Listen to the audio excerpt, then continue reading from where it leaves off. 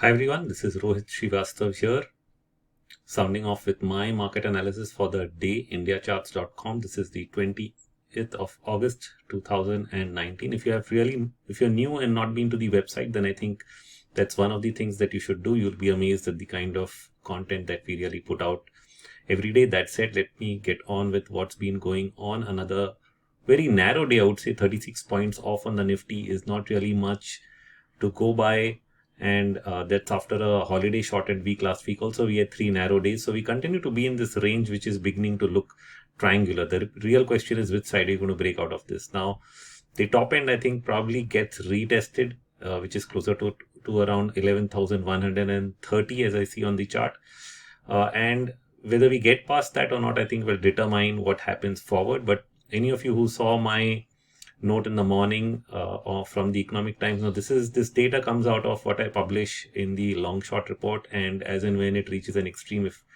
we've not in the report, I also write it in the long short update. So we actually started getting these extreme readings at the start of the month when we hit 10,780. So that's the first time I started talking about a bounce. I think there was another quote from ET itself, or probably Business Line at that point of time. Yes, ET, right at the beginning of the month where they mentioned it. And the question then was, will we get past 11,200 or not? And we didn't. In the following week, we started to give up from there. And so the case for a sell-off to further lows right away was probably louder.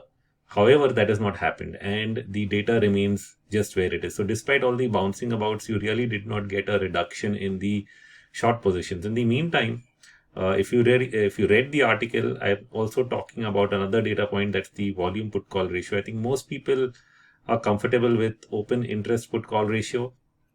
The only difference between OI and vol PCR is that, open interest is of course the end of day outstanding net open interest position, and you'd simply divide that open interest position of total calls by the total puts by the total calls, and so you call it the put call ratio. Now if you do the same thing with the number of trades, that is the volume of trades, so number of puts traded for the day, number of calls traded for the day, and you get the volume put call ratio. And it's a very, very different number, because the way I plot it is, when you look at OIPCR, it's a very short-term indicator, which means it moves with the market from an overbought to oversold. In every cycle, 10-15 days, it can go from one way to the other. But the volume PCR doesn't really go to extremes in a matter of weeks or months. It takes, several months maybe. It will reach its highest or lowest reading maybe not more than once or twice a year.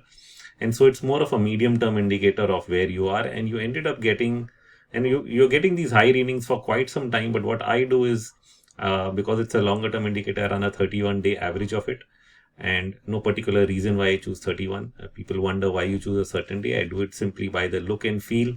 If the chart looks smooth enough, that's a good number. And I used that to smoothen it out, and it had the highest reading at 0.66 since the last one at 0.7 in 2011-12. So late 2011, I think probably October of that year.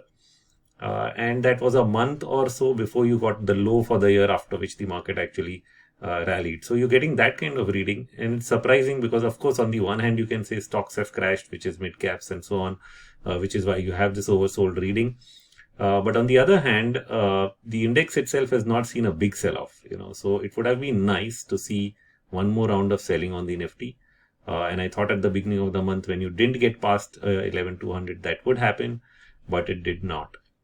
So there are a couple of things I think I'm going to discuss apart from, what I've just mentioned in terms of the Nifty range and the potential that, you do have oversold readings, even though everything appears so negative, and you actually started getting a bounce in Asia. So if you saw my post in the last couple of days, I was talking about a bounce in Asia, but I'm also going to talk about in the podcast maybe later tonight that you actually are seeing deviations in the global expectations of inflation to deflation. So this become very tricky, because on the one side, we all know there's recessionary data coming out of some parts of the world, and there's a definite slowing of growth.